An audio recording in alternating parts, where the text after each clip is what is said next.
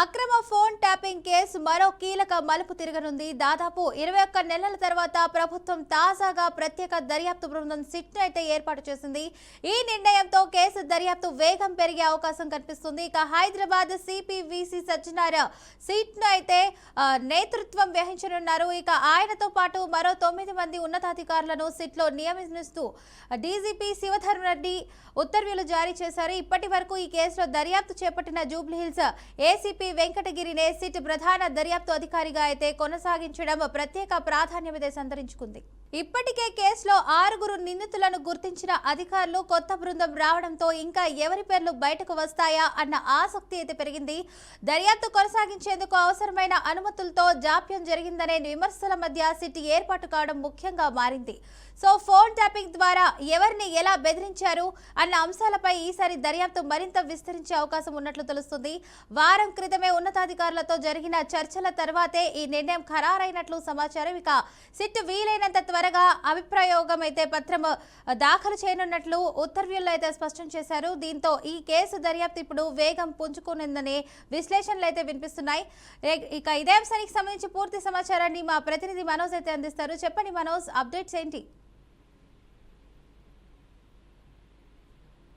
Right Fatima, ఏదైతే ప్రధానంగా phone tapping కేసులో మాజీ ఐపీఎస్ అధికారి ప్రభాకర్ రావు జూబ్లీహిల్స్ పోలీసుల ఎదుట లొంగిపోయారు.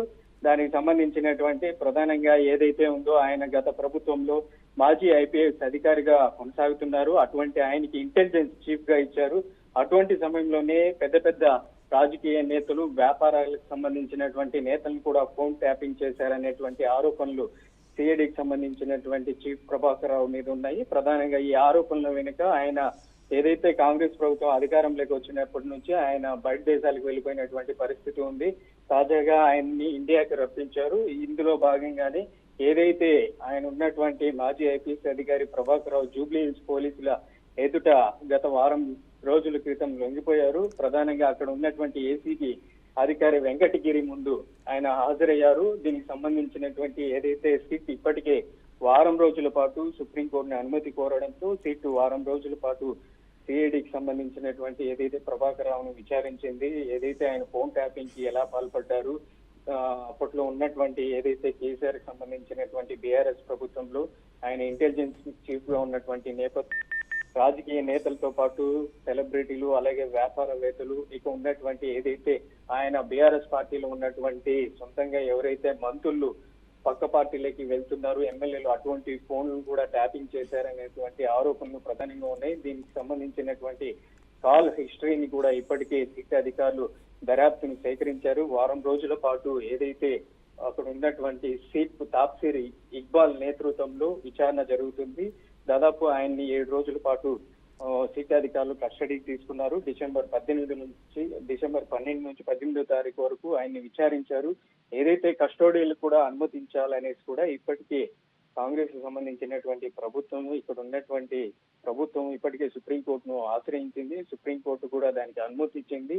ఈ వారం రోజుల్లో ఆయన్ని కస్టోడియల్కి అనుమతి ఇవ్వడంతో ఆయన్ని విచారించారు. తాసిర్ ఇక్బాల్ నేతృత్వంలో ప్రధానంగా ఏదైతే ఆయన్ని కస్టోడియల్కి అనుమతి ఇచ్చినటువంటి నేపథ్యంలో ఆయన్ని సమర్థవంతంగా విచారించాలి, ఆయన్ని టార్చర్ చేయకండి అనేసి కూడా ఇప్పటికే సుప్రీంకోర్టు ఆదేశించినటువంటి నేపథ్యంలో దానికి అనుగుణంగానే ఇప్పటికే తాప్సీర్ ఇక్బాల్ నేతృత్వంలో ఆయన విచారణను చేపట్టారు. దాదాపుగా ఈ ఫోన్ ట్యాపింగ్ లో ముఖ్యమైనటువంటి నేతల పేర్లు కూడా బయటకు వచ్చే అవకాశం ఉందనేసి కూడా సిట్ ఒక అడుగు ముందుకేసింది. దానిలో ఎవరెవరు పేర్లు ఉన్నాయి, కీలకంగా అప్పటి ఉన్నటువంటి ప్రభాకర్ రావు ఇంటెలిజెన్స్ గా ఉన్నటువంటి నేపథ్యంలో ఏదైతే 2024కి ముందు, ఎలక్షన్లకు ముందు కాంగ్రెస్ కి సంబంధించినటువంటి అప్పటి రేవంత్ రెడ్డి పిసిసి చీఫ్ గా కొనసాగుతున్నారు. ఆయన పెద్ద ఎత్తున ప్రచార కార్యక్రమాల్లో పాల్గొన్నటువంటి సందర్భంలో కాంగ్రెస్ కు సంబంధించినటువంటి లీడర్లను కూడా ఫోన్ ట్యాపింగ్ చేశారనేటువంటి ఆరోపణలు ఆయన మీద ఉన్నాయి.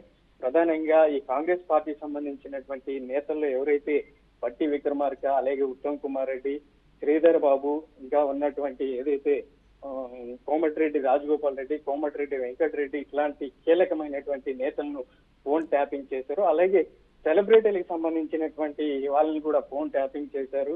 కీలకంగా ఉన్నటువంటి ఎవరైతే సెలబ్రిటీలు సినిమా ఇండస్ట్రీలో ఉన్నటువంటి వాళ్ళ ఫోన్లు కూడా ట్యాపింగ్ చేశారు. మొత్తం దానికి సంబంధించినటువంటి కాల్ డేటాను కూడా ఇప్పటికే సిట్ అధికారులు సేకరించారు. వారం రోజుల పాటు విచారించారు ప్రభాకర్ రావుని. ఆ సిట్ అధికారులు సేకరించినటువంటి కాల్ డేటాను కూడా సుప్రీంకోర్టుకి సమర్పించే అవకాశం ఉంది. ఇవాళ సుప్రీంకోర్టు తదుపరి నిర్ణయం ఏ విధంగా తీసుకుంటుంది, మరొకసారి ప్రభాకర్ రావుని విచారణకు అనుమతి కోరే అవకాశం ఉందా సిట్ అధికారులు, లేదంటే సుప్రీంకోర్టుకి సమర్పించేటువంటి ఏదైతే ఆ విచారణకు సంబంధించినటువంటి ఫైల్స్ ని ఏదైతే రూల్ నెంబర్ 419A దానికి సంబంధించినటువంటి విరుద్ధంగా ఆయన ఫోన్ ట్యాపింగ్ కి పాల్పడ్డారు. ఏదైతే 419A కి సంబంధించినటువంటి విషయంలో ప్రధానంగా ఆయన ఏదైతే అధికారుల ఫోన్ ట్యాపింగ్ చేయాలంటే ప్రభుత్వాన్ని అనుమతి తీసుకోవాలి. ప్రభుత్వానికి సంబంధించినటువంటి ముఖ్యమైనటువంటి నేతలతో ఒక మీటింగ్ ని అరేంజ్ చేయాలి. ఆ మీటింగ్ అరేంజ్ చేసిన తర్వాతనే ఆ ఫోన్ ట్యాపింగ్ చేయడానికి పాల్పడినటువంటి అంశం ఉంటుంది. వీటన్నింటికి విరుద్ధంగా 419A ని తిరస్కరించి ఆయన ఫోన్ ట్యాపింగ్ కి పాల్పడ్డారనేసి సిట్ విచారణలో తేలింది. ఆ విచారించిన సిట్ అధికారులు వారం రోజుల పాటు దానికి సంబంధించినటువంటి అప్డేట్ ను కూడా సుప్రీంకోర్టు మీద సమర్పించే అవకాశం ఉంది. తదుపరి నిర్ణయం సుప్రీంకోర్టు మరి ఏ నిర్ణయం తీసుకుంటుంది, సుప్రీంకోర్టులో సిట్ అధికారులు ఏం చెప్పబోతారు, సిట్ అధికారులకి అనుగుణంగా మరొక 10 రోజుల పాటు మళ్ళీ గడువు కోరే అవకాశం ఉందా, ప్రభాకర్ రావుని మళ్ళీ విచారిస్తారా, లేకపోతే సుప్రీంకోర్టు నిర్ణయంతో ప్రభాకర్ రావుని కస్టడీలో ఉన్నటువంటి ప్రభాకర్ రావుని ఆయనకి ఏం చెప్తారు, ఆయన తీర్పు ఏ విధంగా ఉంటుంది అనేది కూడా సుప్రీంకోర్టు ఇచ్చే డెసిజన్ బట్టి ఆధారపడి ఉంటుంది. Fatima. Right, thank you Manoj for the update.